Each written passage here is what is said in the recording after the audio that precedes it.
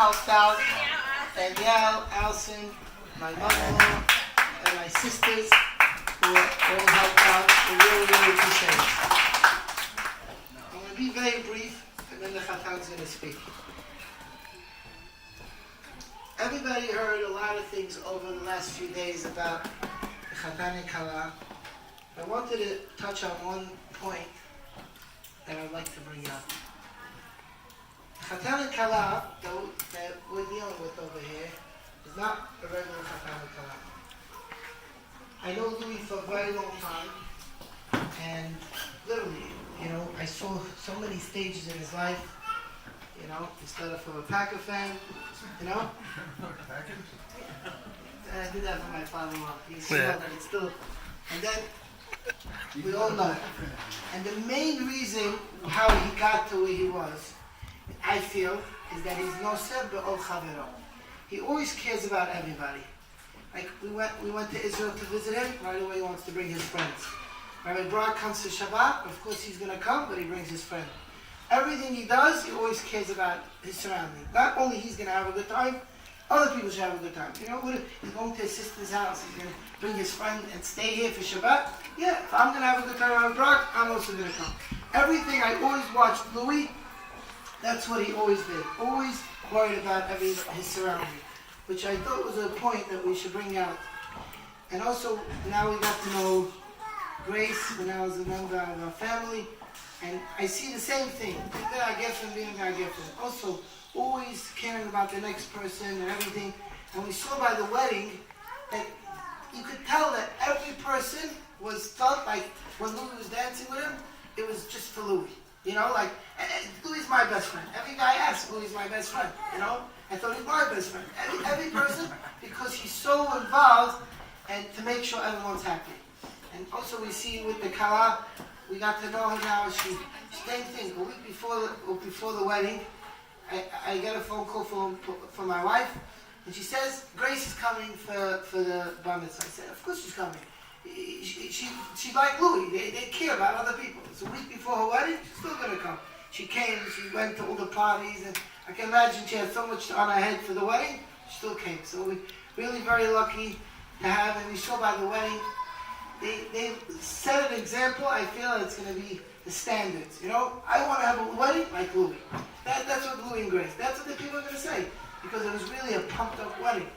So Baruch Hashem, and we have such a beautiful Chatan and Kala, and may they be zochet to build B'nai Am Yisrael.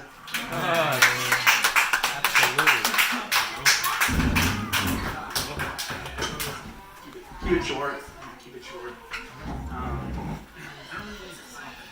Yeah, you need it. It's nice. I don't think I need that. No, we like it. I think I'm okay with that. It's much better. Okay. So this is like, Moshe called me today. I don't really know if I'm supposed to speak on my Moshe Rabbeinu. I'm going to try to keep it short, so long. They can't hear you over there. You guys can hear me over there? The microphone. What's the thing? No, I'll be over here. Okay.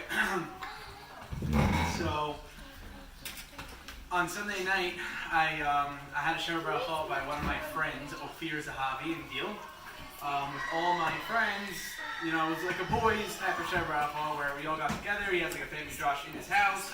We made barbecue, a whole Nobody has that. Right, except for Moshe. So basically, you have Ben and Josh in your house. Yeah, it's a little crazy. So basically, that night, my friends gave me a set of Sefarim. One that my friend knew I really wanted. The set is called Mitzvot Chinuch. So Mitzvot Chinuch, for anybody who doesn't know, lists all 613 mitzvot. It says, where it's from in the Torah, and it gives all details on the mitzvot. So, this morning, I decided, my friends gave me a sefer, I might as well learn it. I'm not going to just keep it on the shelf, make it look good. So I opened up the sefer, and first page, lo and behold, what does it say on the page? First mitzvah in the whole Torah, Kriyah or Biyah, to have children. So right away it hit me. I was like, huh? No, it's just crazy that Hashem says the first mitzvah in the Torah, and then I was like, wait a second, what's the last mitzvah in the Torah?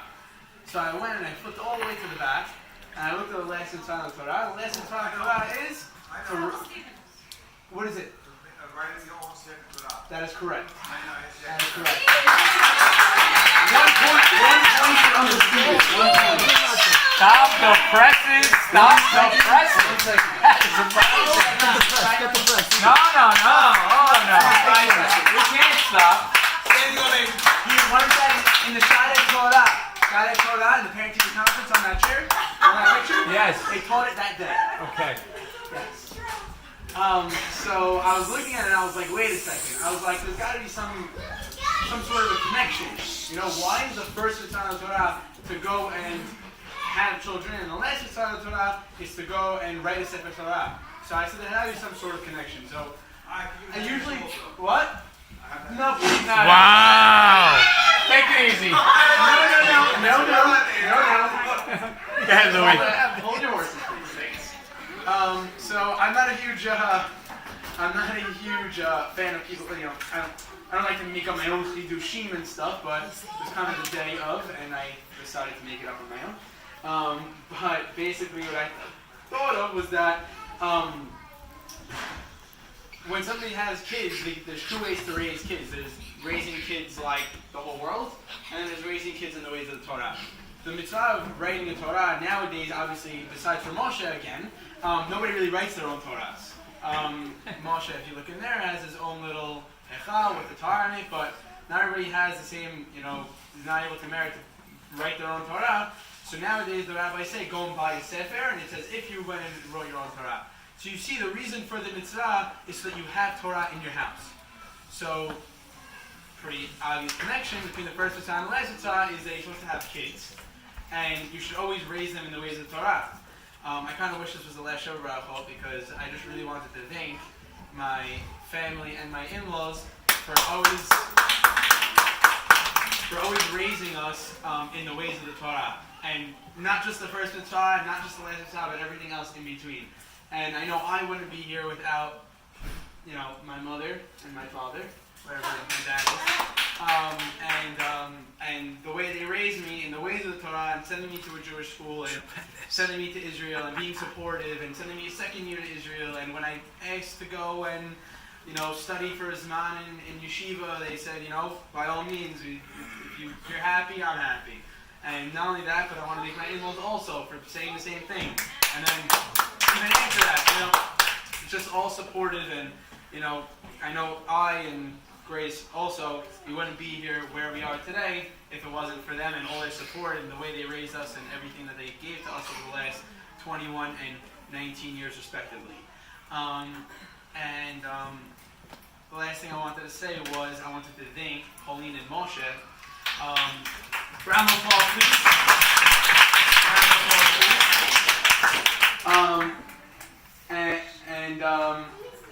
And yeah, I want to thank Pauline and Moshe for housing everybody right now, feeding them, taking care of them, desserts.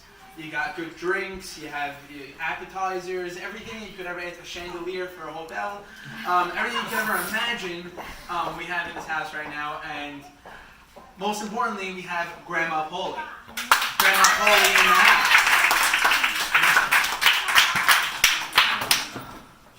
So Baruch Hashem, and not only Grandma Polly, we also have Rabbi Yosef Mansour and his wife Baruch Hashem. Thank you for coming.